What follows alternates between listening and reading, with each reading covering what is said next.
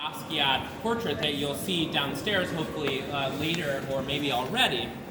And Basquiat, when he receives this gift from Warhol, apparently doesn't get how this sort of splatter technique was made on the surface of his face. He thinks it's just sort of a nice technique and apparently doesn't ask Warhol about it, and only after the fact learns about these so-called oxidation paintings, which Warhol, by the time of this exchange, has already been making for several years. As you'll see with this painting, they come from the late 1970s.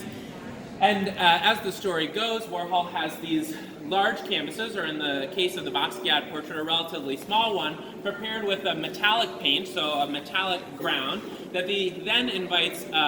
friends, usually men, over to his studio to urinate on the surface of these canvases, causing that metallic ground to oxidize, in this instance turning the greenish hue you see here,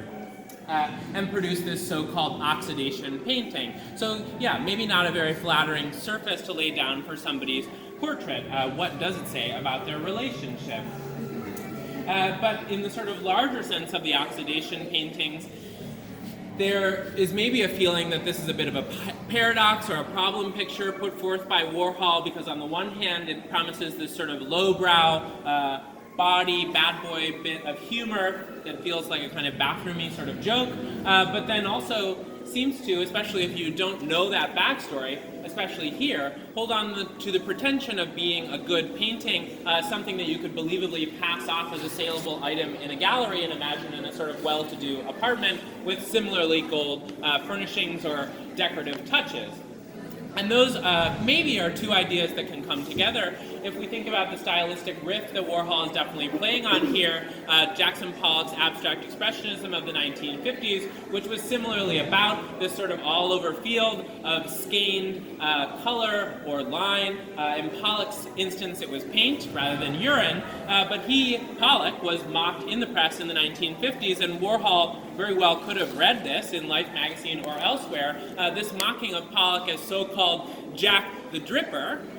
So an awareness amongst the press that not only was Pollock good at passing off a believable abstract painting, but he was also very good at performing a classical, very machismo-oriented version of American masculinity. And so definitely in the 1950s, as Warhol is trying to find a place for himself in the New York art world, but then definitely still in the 1980s when he's balancing himself against, again, more masculine characters like Basquiat or Julian Schnabel or Francisco Clemente, Warhol's maybe returning to these abstract expressionist riffs to mark his own sense of difference. The idea that he never could be or never would want to be a guy like Jackson Pollock or even a guy like Jean-Michel Basquiat. He either veers toward a kind of effeminacy